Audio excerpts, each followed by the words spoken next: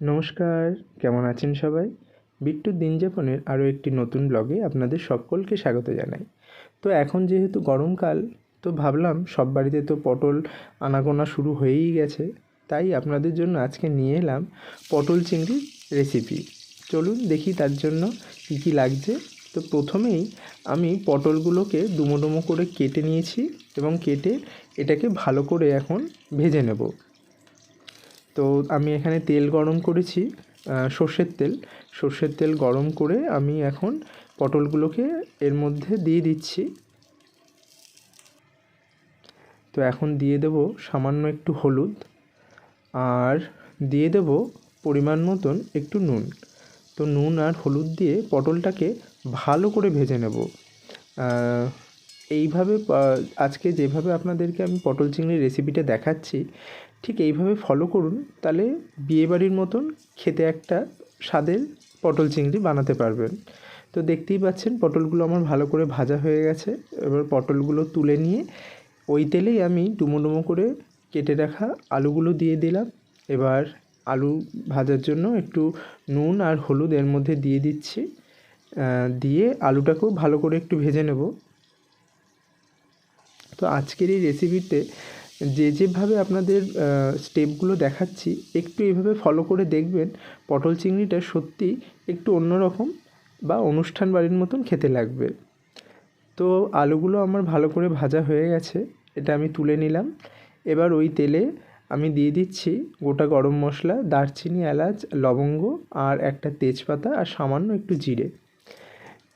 তো এটা দিয়ে কিছুক্ষণ অপেক্ষা করব। যেহেতু গরম মশলা দেওয়ার সাথে সাথেই কিছু অ্যাড করতে নেই, কিছুক্ষণ অপেক্ষা করতে হয় গরম মশলার গন্ধটা বেরোনোর অবধি। তো আমি মোটামুটি 30 সেকেন্ডের কাছাকাছি একটু ব্যাপারটাকে নাড়াচাড়া করে নিলাম। দিয়ে এরপর আমি একটা মোটামুটি মাঝারি সাইজের পেঁয়াজ হাফ কুচিয়ে নিয়েছি, আর বাকি অর্ধেকটা আমি পেস্ট করে নিয়েছি। তো প্রথমে পেঁয়াজ কুচিটা এর মধ্যে দিয়ে দিচ্ছি, দিয়ে এটাকে একটু ভাজা ভাজা করে নেব।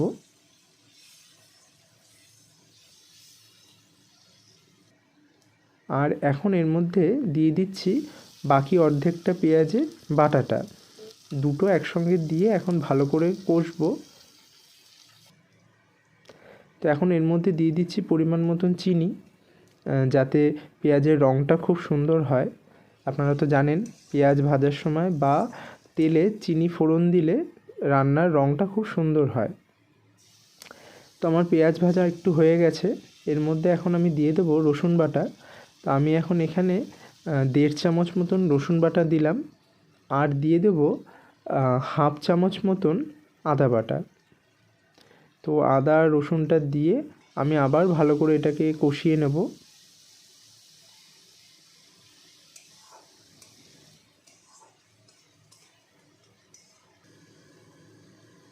এখন আমি দিয়ে দিচ্ছি স্বাদ মতো নুন, যে যেরকম নুন পছন্দ করেন সে সেরকম দেবেন।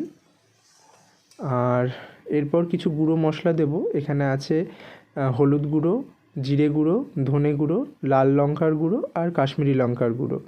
এগুলো সব আমি এখন এর মধ্যে দিয়ে দিচ্ছি এবং প্রত্যেকটাই আমি 1 চামচ পরিমাণ করে নিয়েছি। আর ঝালটা যে যেরকম পছন্দ করেন সেরকম কম বেশি করে নিতে পারেন। তবে কাশ্মীরি লঙ্কার গুঁড়োটা দেওয়ার চেষ্টা করবেন, তাতে রঙটা খুব সুন্দর হবে। তো গুঁড়ো মশলা দিয়ে একটু কষিয়ে নিয়ে এর মধ্যে আমি দিয়ে দেবো টমেটো বাটা। টমেটোটা আমি অর্ধেক টমেটো বেটে নিয়েছি, তো এখন এর মধ্যে সেই অর্ধেক টমেটো বাটাটা আমি দিয়ে দিচ্ছি।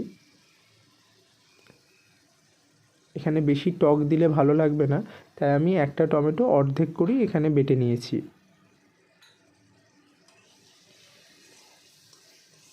টমেটো বাটা দিয়ে এখন মশলাটাকে আবারও একবার ভালো করে কষিয়ে নেব।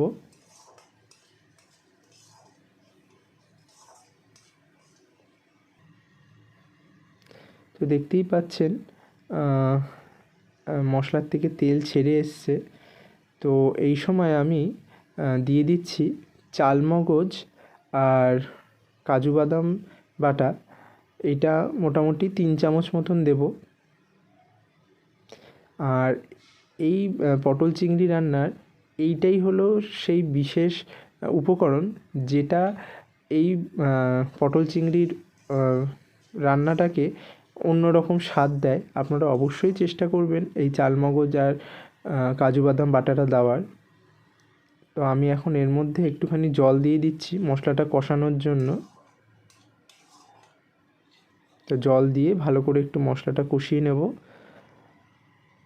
মশলাটা কষিয়ে এখন এর মধ্যে আমি ভেজে রাখা আলু আর পটলটা দিয়ে দিচ্ছি। আর আপনাদের বলে রাখি, আমি চিংড়ি মাছটা আগেই ভেজে তুলে রেখেছিলাম, সেটা আপনাদেরকে দেখানো হয়নি। ওই আলু পটল ভাজার পর ওই তেলেই আমি চিংড়ি মাছটা ভেজে আলাদা করে তুলে রেখেছিলাম। তো সেই চিংড়ি মাছটা আমি এখন এর মধ্যে দিয়ে দিচ্ছি। চিংড়ি মাছটা দিয়ে ভালো করে আরেকবার সব কিছু কষিয়ে নেব। তো সব মশলার সাথে কষিয়ে এখন আমি এর মধ্যে পরিমাণ মতন জল দিয়ে দিলাম। আমি এখানে 1 বাটি মতন জল দিয়েছি। দিয়ে এখন এটা একটু ফুটতে দেব। আর কিছুক্ষণ হয়ে গেলেই আমার রান্না কমপ্লিট। তো মোটামুটি হয়েই গেছে রান্না। তো এখন আমি এর মধ্যে দিয়ে দিচ্ছি সামান্য একটু গরম মশলার গুঁড়ো, আর দিয়ে দেব অল্প একটু ঘি। তো আমার রান্না হয়েই গেছে। চলুন এটাকে নামিয়ে ফেলি এবার। আপনাদেরকে আজকে যে পটল চিংড়ি রেসিপিটা দেখালাম, আপনারা ঠিক এইভাবেই পটল চিংড়িটা রান্না করে দেখবেন। অন্যরকম লাগবে এবং বিয়েবাড়ির মতন স্বাদ হবে। তো আজকের আমার এই রেসিপিটা আপনাদের কেমন লাগলো সেটা অবশ্যই কমেন্ট করে জানাবেন। আমার চ্যানেলটাকে লাইক ও সাবস্ক্রাইব করবেন। সবাই ভালো থাকবেন, সুস্থ থাকবেন। ধন্যবাদ।